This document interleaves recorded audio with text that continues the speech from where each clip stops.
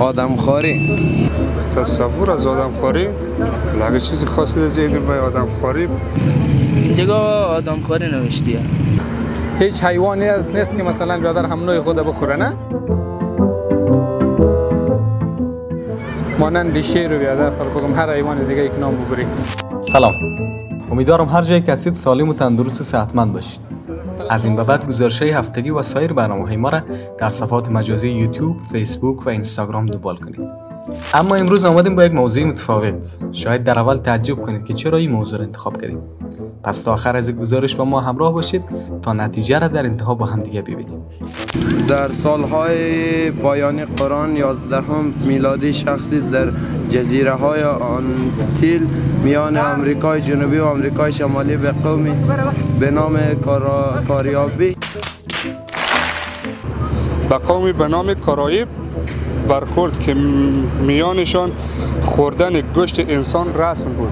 حقیقتا خوردن گوشت انسان خیلی زیسته. من پیش فرار میکردم.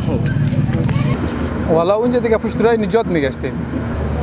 حاضر نمیشه یک چیزی درباره‌اش گفت. بیخی زیاد از چوکات خارج دیگه. به نظرت روش‌های دیگری برای آدمخواری وجود دارد؟ فکر نکنم.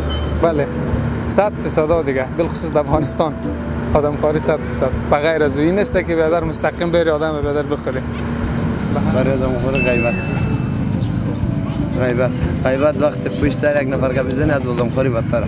خب خاطر بعد از پشت یک برادر مسلمان گپ میزنی. هرگز غیبت یکدیگر را نکنید. آیا هیچ از شما دوست می‌دارد که گوشت برادر مرده خود را بخورد؟ البته کراهت و نفرت از آن دارید. غیبت بگه خب بگه کارش نمیشه کرد. وقتی که خودش درک نکنه، خودش نفهمه، ما میتونیم چیکار کنیم؟ فوقش شاید یک چیزی بگیم که ناراحت شیم، اما ارزشش نداره. نه باور کن نخوردم.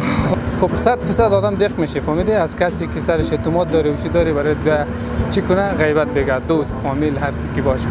در قدم نخست اگر توان زور داشتی کمی غیبت کننده را منع کنی درست، اما در غیر از اینکه توان منع کردن زور داشتید مجلس ترک کنید بهترین راه. امیگو کاش مجلس از مجلس شیطان. خیلی زیاد قبول دارم، یعنی اصلا درست نیه، نباشد بهتره. همیشه هم عمل کردم.